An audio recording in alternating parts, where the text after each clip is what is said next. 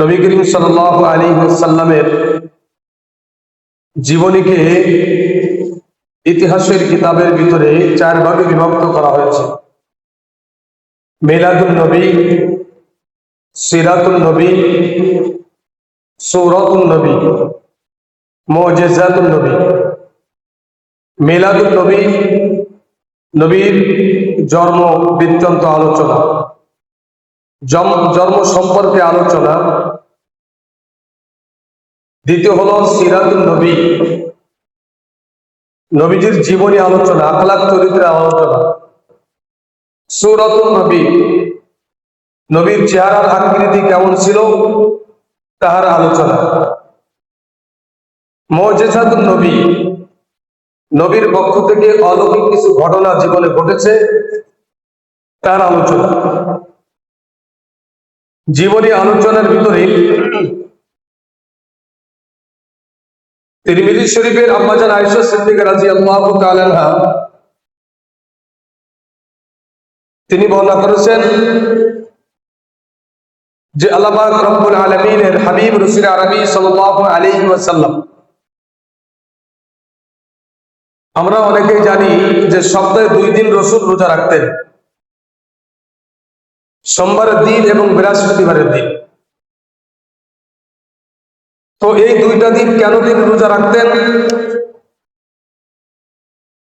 তার কয়েকটি কারণ রাসূল সাল্লাল্লাহু আলাইহি ওয়াসাল্লাম বর্ণনা করেছেন।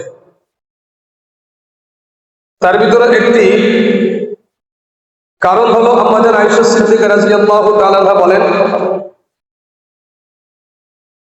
এই সোমবারের দিন এবং বৃহস্পতিবারের দিন আল্লাহ পাক রব্বুল আলামিনের দরবারে বান্দার আমলনামা পেশ করা হয়। সোমবারের দিন এবং বৃহস্পতিবারের দিন বান্দার আমলনামা আল্লাহ পাক রব্বুল আলামিনের দরবারে পেশ করা হয়। এই জন্য হুজুর সাল্লাল্লাহু আলাইহি ওয়াসাল্লাম বলেন যে আমার এটা পছন্দ যে আমার আমলনামা যখন আল্লাহর দরবারে পেশ করা হবে সেই দিন যাতে আমি রোজা অবস্থায় থাকি। এটা আমার পছন্দনীয় আমল হলো যে আমার আমলনামা রোজা অবস্থায় আল্লাহর দরবারে পেশ করা হবে। 2 নম্বর, রাসূলুল্লাহ সাল্লাল্লাহু আলাইহি ওয়াসাল্লাম বলেন আল্লাহ পাক রব্বুল আলামিনের দরবারে যখন আমলনামা পেশ করা হয় তো সোমবারের দিন এবং বৃহস্পতিবার দিন আল্লাহ তাআলা বান্দা বান্দীদেরকে ক্ষমা করে দেন। সপ্তাহে এই 2টা দিন আল্লাহ পাক রব্বুল আলামিন বান্দা বান্দীদের জীবনের গুনাহগুলিকে মাফ করে দেন। কিন্তু 2 ব্যক্তিকে আল্লাহ তাআলা মাফ করেন না, যেই 2 ব্যক্তি পরস্পর ঝগড়া বিবাদে লিপ্ত থাকে। এই 2 ব্যক্তি ব্যতীত সোমবারের দিন এবং বৃহস্পতিবারের দিন অন্য সমস্ত মানুষের গুনাহগুলিকে মাফ করে দেয় যদি সে আল্লাহর দরবারে গুনাহ মাফের জন্য দোয়া করে, গুনাহ মাফের জন্য আল্লাহর দরবারে চায় যে আল্লাহ তুমি আমাকে মাফ করে দাও। যে মাফ চাইবে না তাকে তো ক্ষমা করার প্রশ্নই আসে না। তো 2 নম্বর হলো গুনাহ মাফ এবং আল্লাহ পাক রব্বুল আলামিন তাকে মাফ করে দেয়, ক্ষমা করে দেয় এই সোমবার এবং বৃহস্পতিবারের দিন। নাম্বার 3, আল্লাহ পাক রব্বুল আলামিনের হাবিব রাসূল আরবি সাল্লাল্লাহু আলাইহি ওয়াসাল্লাম বলেন সোমবারের দিন এবং বৃহস্পতিবার দিন আল্লাহ পাক রব্বুল আলামিন জান্নাতের এবং রহমতের সমস্ত দরজাগুলি খুলে দেয়। জান্নাতের দরজাগুলি খুলে দেয় এবং রহমতের দরজাগুলিকে খুলে দেয়। এই জন্য সোমবারের দিন এবং বৃহস্পতিবারের দিন রাসূল সাল্লাল্লাহু আলাইহি ওয়াসাল্লাম রোজা রাখতেন।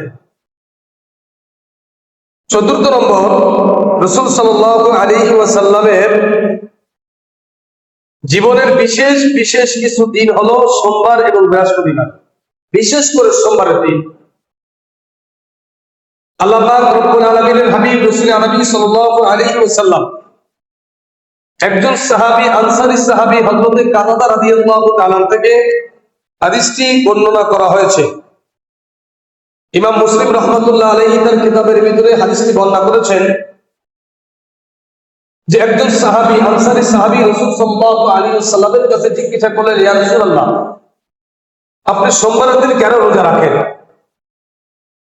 সোমবারের দিন কেন রোজা রাখেন এই কারণটা আমরা জানতে চাই। রাসূলুল্লাহ সাল্লাল্লাহু আলাইহি ওয়াসাল্লাম বলেন যে সোমবারের দিন বিশেষ কিছু দিন আছে, তার ভিতরে একটা দিন হলো এই সোমবারের দিন আমি রাসূল দুনিয়া আগমন করেছিলাম। তো আমি আল্লাহ পাক রব্বুল আলামিনের কাছে শুকরিয়া আদায় অর্থে আমি প্রতি সোমবার রোজা রাখি। আমাকে যে আল্লাহ তাআলা দুনিয়ায় পাঠিয়েছেন, জন্ম দিয়েছেন সোমবারের দিন, আমি সোমবারের দিন রোজা রেখে আমি রাসূলের নিজের জন্মদিন নিজে পালন করি। তাহলে আমরা যদি কেউ নিজের জন্মদিন পালন করতে চায়, তাহলে ওই জন্মদিনে রোজা রাখতে হবে। আর রাসূলের জন্মদিন রাসূল পালন করেছে রোজা রেখে, তাহলে আমরা রাসূলের জন্মদিন পালন করব রোজা রেখে। এই জন্য সপ্তাহে 2টা দিন রোজা রাখা, সোমবার এবং বৃহস্পতিবার। দ্বিতীয় নম্বর কারণ সোমবারের দিন রোজা রাখা বিশেষ দিনের একটা দিন হলো সোমবারের দিন আমি রাসূলের জন্ম। দ্বিতীয় হলো সোমবারের দিন আমি রাসূলকে আল্লাহ পাক রব্বুল আলামিন নবুয়ত দান করেছিলেন। 40 বছর বয়সে আল্লাহ তাআলা আমাকে নবুয়ত দিয়েছিলেন এই সোমবারের দিন। তৃতীয়, আল্লাহ পাক রব্বুল আলামিন সর্বপ্রথম কোরআন নাযিল করেন সোমবারের দিন। তো সোমবারের দিন কোরআন নাযিল হয়েছে, সোমবারের দিন নবুয়ত দেওয়া হয়েছে, সোমবারের দিন রাসূলের জন্ম। এজন্য আমি আল্লাহর শুকরিয়া আদায় অর্থে এই সোমবারের দিন রোজা রাখি। আরেকটা কারণ, আম্মা জান আয়েশা সিদ্দিকা রাদিয়াল্লাহু তাআলা আনহা বলেছেন যে রাসূল সাল্লাল্লাহু আলাইহি ওয়াসাল্লামের মৃত্যু সোমবারের দিন হয়েছে। মৃত্যু সোমবারের দিন হয়েছে। রাসূলের জন্ম সোমবারের দিন, রাসূলের মৃত্যু সোমবারের দিন, রাসূলকে নবুয়ত দেওয়া হয়েছে সোমবারের দিন,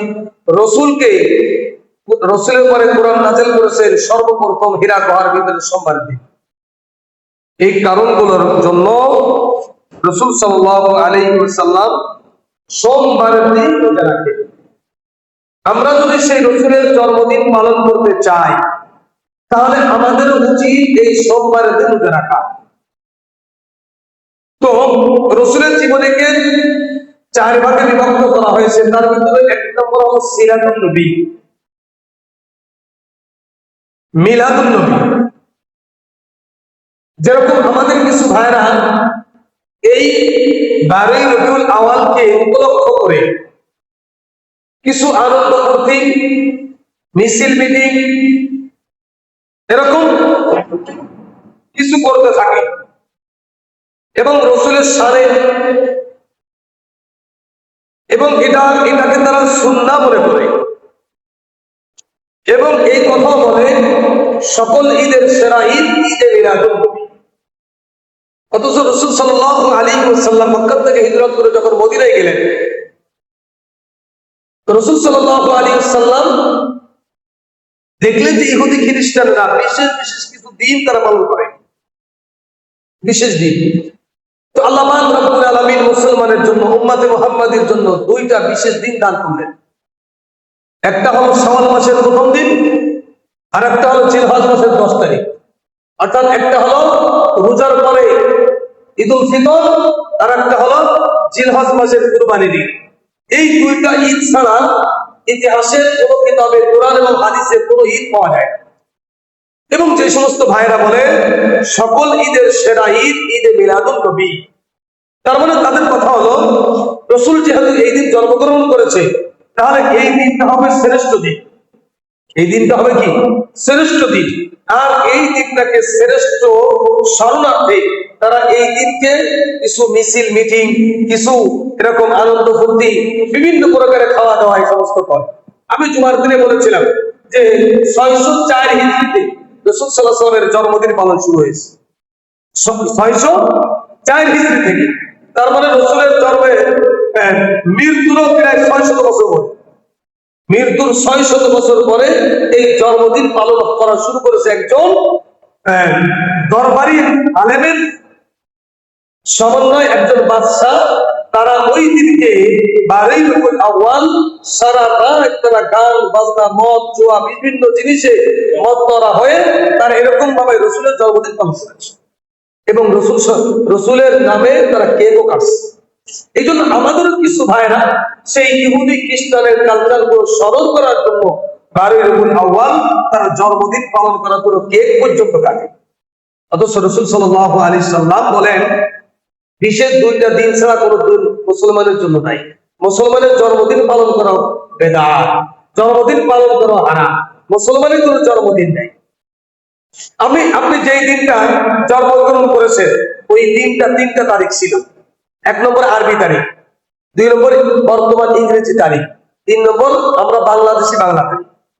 এখন আপনি জন্মগ্রহণ করছেন একদিন একবার, তারিখ হয়েছে 3টা, কারণ পালন করতে গেলে তো আপনার 3টা করা লাগবে। আরবি মাস অনুযায়ী জন্মদিন পালন করা লাগবে, বাংলা মাস অনুযায়ী জন্মদিন পালন করা লাগবে, আবার ইংরেজি মাস অনুযায়ী জন্মদিন পালন করা লাগবে। কারণ আপনি যেই দিনটা জন্মগ্রহণ করেছিলেন ওই দিনটা তো 3টা তারিখ ছিল। তার মানে শরিয়াতে কারো জন্মদিন পালন করা অনুমতি নাই, আর রসুলের তো নাই। রসুল জীবনে জন্মদিন পালন করেছেন কিসের জন্য? রসুল নিজে বলেছেন, মুসলিম শরীফের হাদিস, রসুল বলেন আমি সোমবারের দিন রোজা রেখে আমার জন্মদিন পালন করেছি। তা তোমরা যদি আমার জন্মদিন স্মরণ করতে চাও তাহলে সোমবারের দিন রোজা রাখবে।